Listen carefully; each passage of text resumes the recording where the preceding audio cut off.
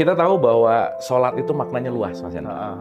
Ya, maknanya luas gitu. Jadi perdebatan ini perdebatan yang perennial. Perennial tuh, waduh panjang banget gitu. Saya ibadah tuh saya bagi dua dulu, Mas Hendra. Ada ibadah sosial dan ada ibadah private gitu. Siap. Jadi kalau untuk urusan private ya udahlah. Betul nggak Mas Hendra? Iya. Karena Mas Hendra, saya, teman-teman semua, ya wilayah private adalah wilayah aku dengan Allah gitu. Iya. Makanya ada mahdoh, ada goir mahdoh gitu. Nah, saya rasa kalau udah ngomongin ke sosial, ya udah lakukanlah kita di wilayah sosial dengan nyaman, karena kesosialan ini juga perlu untuk persatuan kan. Tapi untuk di wilayah private, ya saya rasa urusan private adalah urusan masing-masing gitu. Nah, apa maksudnya? Kita kembali dulu ke akar sholat, Mas. Sholat ini memang sesuatu yang sangat sensitif, tetapi saya rasa kita penting memahami dalam 360 gitu ya, supaya kita nggak melihat sholat itu hanya dalam wilayah gerakan gitu. Karena kan yang saya sering cerita, ini orang sholat apa senam sih gitu ya, karena cuman gerakannya aja gitu. Nah, sholat itu kan silatun itu artinya terhubung, Mas Hendra. Terhubung. Silatun. Nah, makanya ada silaturahim. Silaturahmi. Gitu kan. Jadi sholat itu artinya connecting lah bahasa gampangnya. Oke. Artinya seseorang yang sholat adalah seseorang yang connecting kepada Tuhan, kepada Allah gitu kira-kira. Artinya ketika seseorang sholat, dia terkoneksi kepada Allah, maka Allah yang akan menjadi dalam tanda petik nakhoda buat dirinya. Makanya kalau di Quran di surat 24 ayat 41, bahkan burung yang mengepakkan sayap itu sholatnya dia kepada Allah. Jadi kita jangan menganggap sholat itu hanya begini gitu, Mas. Bahwa ketika pohon apel yang berbuah apel itu sholatnya pohon apel.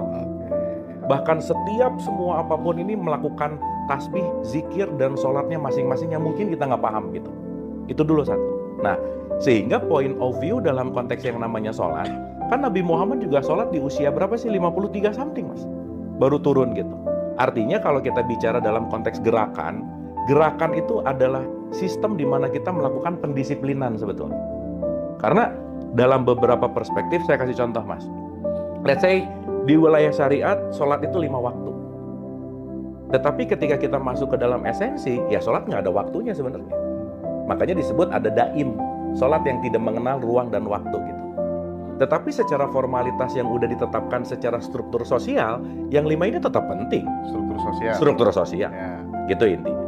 Sehingga kalau yang struktur sosial yang sudah diketahui 98% ini melenceng, pasti akan chaos gitu. Karena kan kebanyakan orang taunya ikut-ikutan gitu. Taunya sholat itu yang 5 waktu gitu.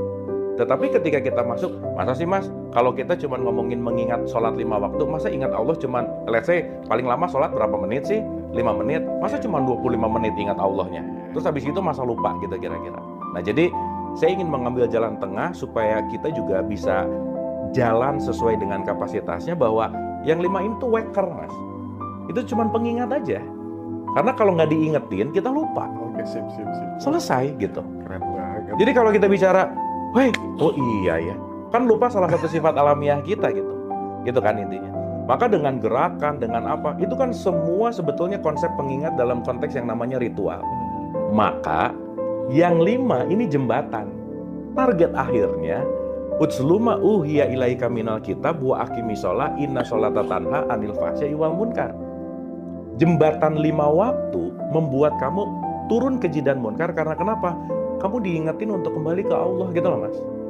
Karena sholat yang benar itu adalah sifat kasih sayangnya Allah hadir di kita. Iftitahnya hadir, basmalahnya hadir, alhamdulillahnya hadir. Jadi artinya yang 5 waktu itu adalah reminding, waker, pengingat. Jadi sorry ya Mas Hendra, rajin 5 waktu itu belum prestasi di hadapan Allah. Karena prestasinya abis sholat semakin dermawan nggak? Abis yang 5 waktu semakin bisa maafin orang nggak? Karena output penilaiannya kan nggak ada. Inna akramakum indallahi atqakum. Yang paling mulia adalah orang yang takwa. Nggak ada. Orang yang paling mulia adalah orang yang rajin sholat. Nggak ada, Mas. Tetapi sholatnya yang menjadikan ketakwaan gitu. Outputnya. Dan kita jangan ngerasa udah sholat karena gini. Bukan, ini baru mengingatnya dalam bentuk latihan. Tetapi sholat sejati setelah assalamualaikum dan assalamualaikum, assalamualaikumnya jadi perilaku bahwa saya datang membawa salam kedamaian gitu loh, Mas. Makanya kalau habis sholat selesai gitu, habis beres assalamualaikum kanan kiri marah-marah, nggak nyambung sebenarnya. Karena selesai sholat outputnya apa? Salam kanan, salam kiri. Saya damai ke kanan, saya damai ke kiri gitu. Poinnya ada di situ gitu Mas. Nah cuman yang saya cerita 95% ke atas kan nggak ngerti juga isinya apa gitu. Hanya ikut-ikutan tadi gitu. Nah, jadi saya simpulkan dulu Mas. Konteks sholat bisa dalam konteks ritual itu sebagai pengingat atau reminding system waker. Tetapi sholat itu penting untuk dijadikan sebagai akhlak dan perilaku gitu. Bahkan Mas kalau kita mau bicara dalam konteks apapun ya sholat itu setiap tarikan nafas kan sebetulnya. Ketika setiap tarikan nafas kita memang mengingat Allah dan menjadikan sifat welas asihnya ada di dalam diri kita, ya itulah setiap saat ketika Mas Hendra ngelihat orang yang perlu makan, Mas Hendra beliin nasi bungkus, kasih, itu sholat gitu loh Mas. Karena ini wujud dari sholat adalah saya melakukan yang namanya ketakwaan gitu. Nah, dalam konteks yang sempit terkadang hanya dilihat bahwa sholat itu hanya sesuatu gerakan. Makanya Mas maaf banget ya, banyak orang tua yang cuma nanya ke anaknya, nah udah sholat belum?